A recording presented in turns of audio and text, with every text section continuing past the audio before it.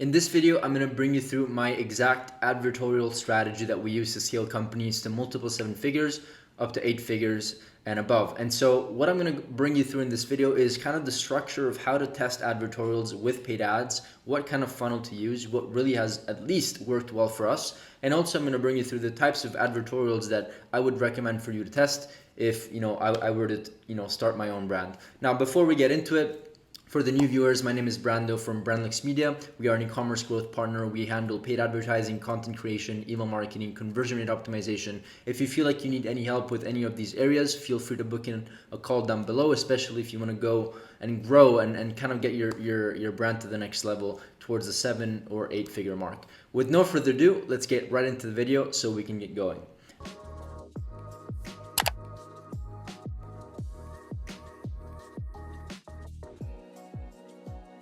Now, what I'm going to do in this video quickly is I have a quick diagram over here, okay?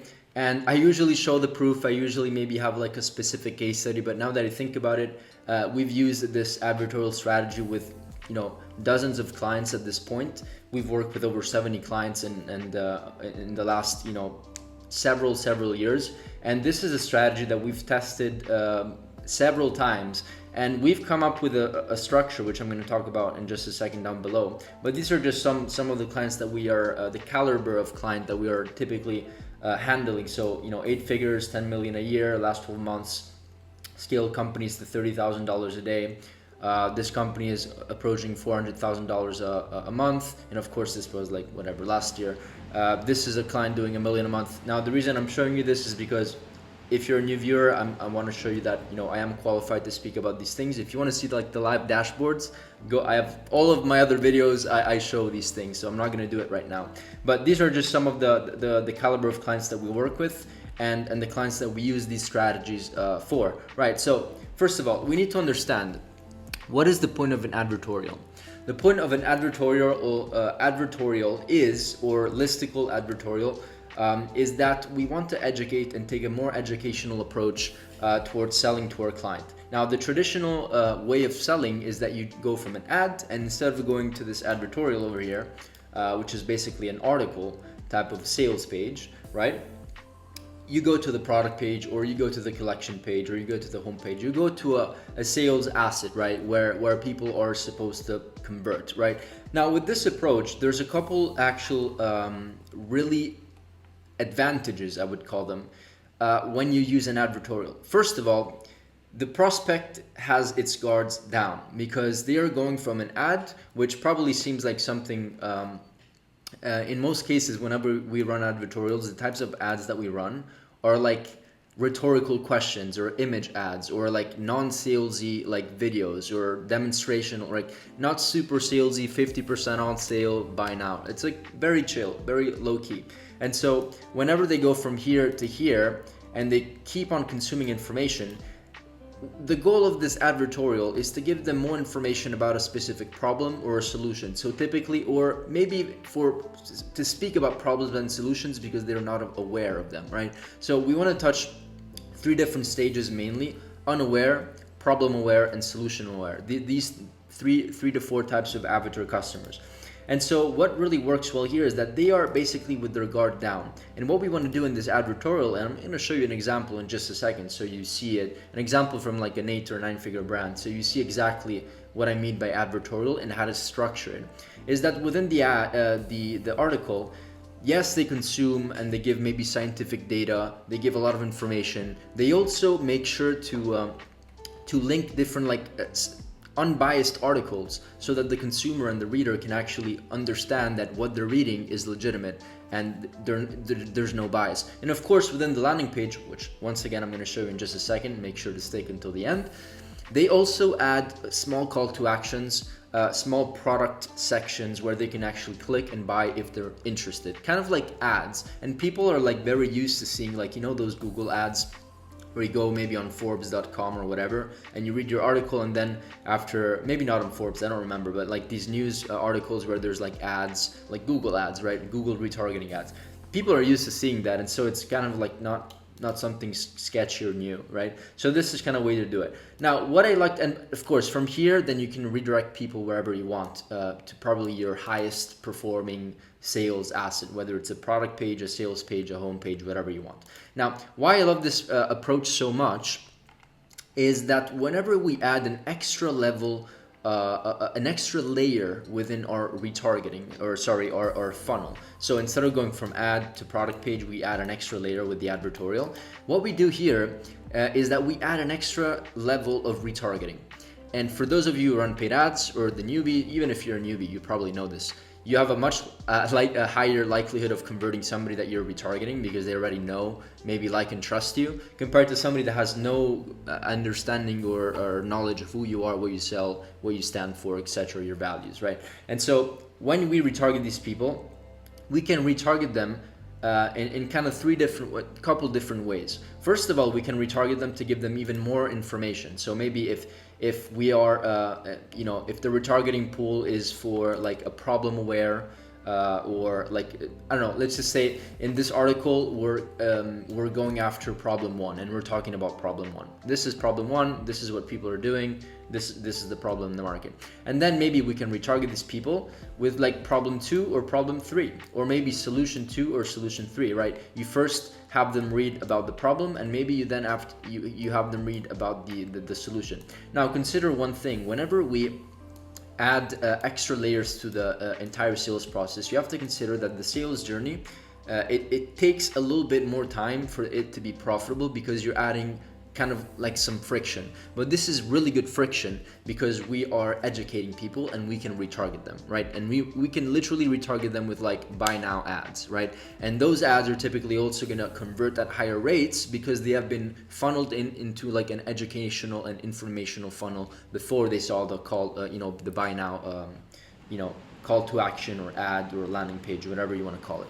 So these are two options. And then of course the third option, as I told you before, is that you can either go from here to like advertorial 2 or 3 or whatever, or you can just go from here to then just strictly to like a retargeting to, as I just said, to like the product page or the sales page. This is like very standard.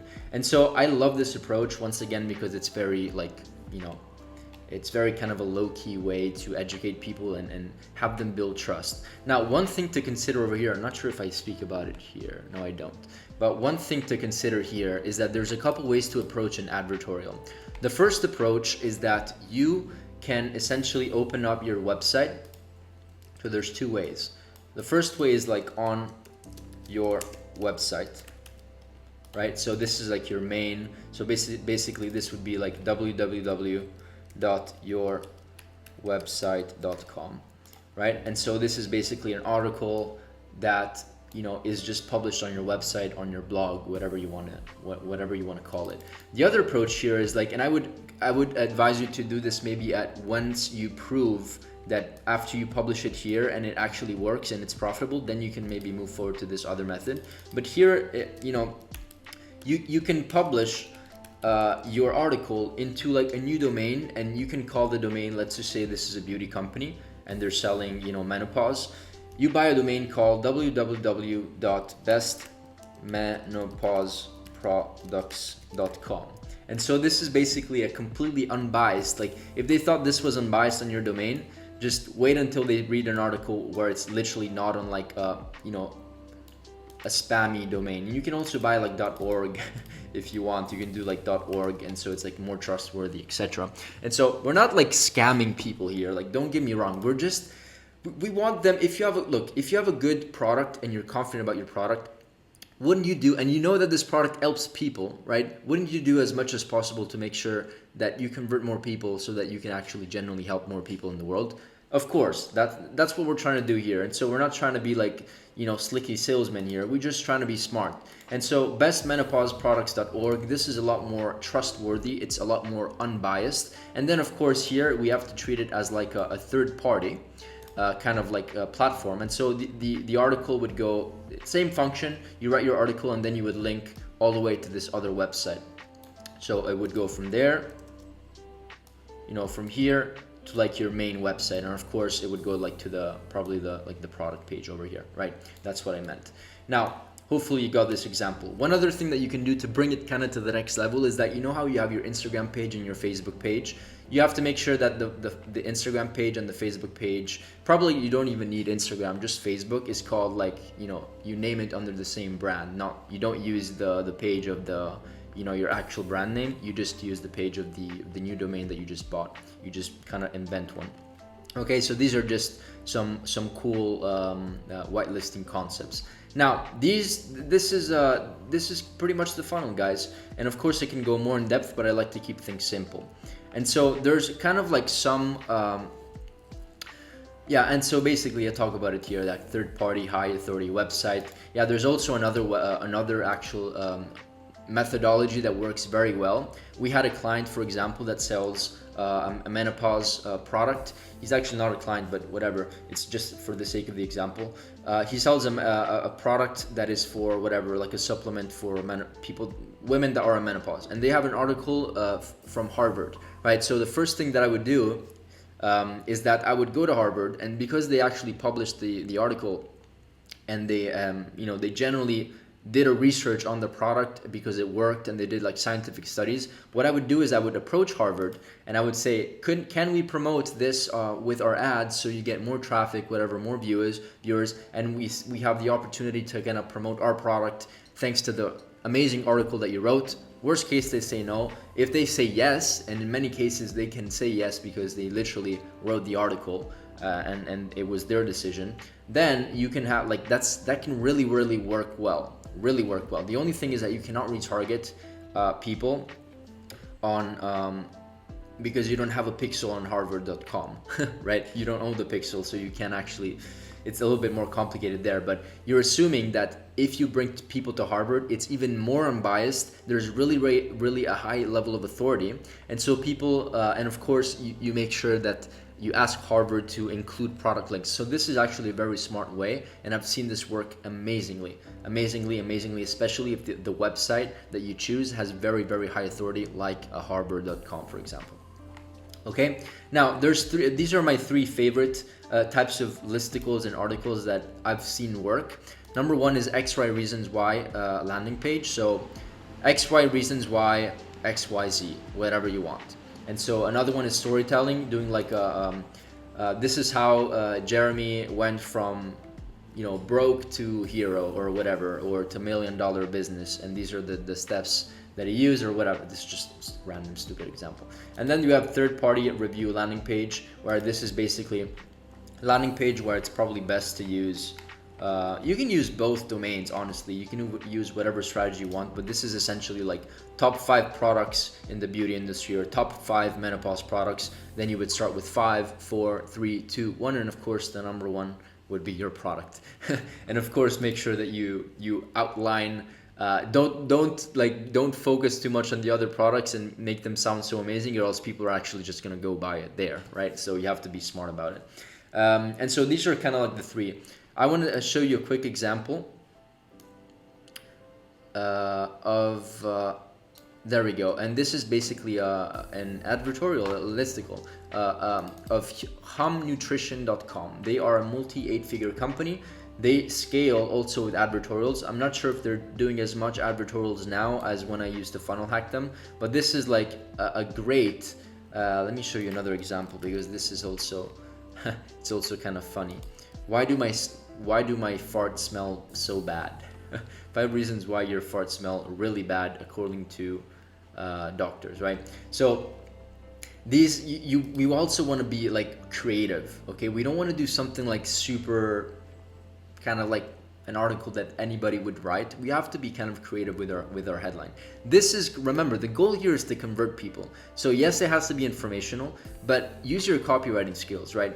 And so this is kind of like an article. It has some images. It has to be very easy to want to read. It can't be like an article that has like 3 million words with no spacing. It has to be very user friendly when it comes to like to reading. The well structured images, bullet points. And then what I like here that they do is that, I'm not sure if they do it in this one, but yeah, here within the article itself, they add like small little sections, kind of like Amazon, or like kind of like the side Google ads that I explained before. And this is, of course, it tells the product, the reviews, how many reviews, that it's the best seller, call to action, and then briefly what it does. And of course, you're showcasing them this product after you spent the entire 1,000, 2,000 words speaking about the problem and a potential solution. And then of course you present the solution here, but it's very like low key. If you want it, it's here. Feel free to consume the rest of my articles, kind of like sales approach. Now, this is basically the strategy. Let me know, guys, if you have any specific question about how this works. If you actually join my school community, I have examples of written articles, I think between 5 and 10, I don't remember, where we've actually did templates. You can follow a template. My copywriter wrote them, so you can just follow exactly what they're doing. And if you want, it's $50 a month, you get access to way more resources, including my time, but also these articles and listicles that I just went through over in this video. Now, this aside, if you are looking to grow, as I told you at the beginning of the video, and you have a brand that is semi-established and you want to get to the next level, I'm talking 7 to 8 figures, feel free to book in a call. We're offering free audits, of course, if the slots are still open, and you can have a call with me or one of my team members, and then we can see if we still have slots open to onboard other people and other brands, if there's a potential opportunity to do something together. That's it for this video. Let me know if you have other suggestions for other videos. Like, subscribe, link the bell, and see you in the next one. Bye. On a side note, before I end it off here, if you actually own an e-commerce business and you want your business and your brand to be audited, we can just hop on a call, hop on a free strategy session with myself or one of my team members, and we can pretty much have a conversation about your roadmap towards next year and how perhaps you can reach your goals. The conversation is very laid back. It's honestly just to understand if there's an opportunity for us to do even business together one day. Okay? With no further ado, thank you once again, and who knows, maybe see you in the next masterclass.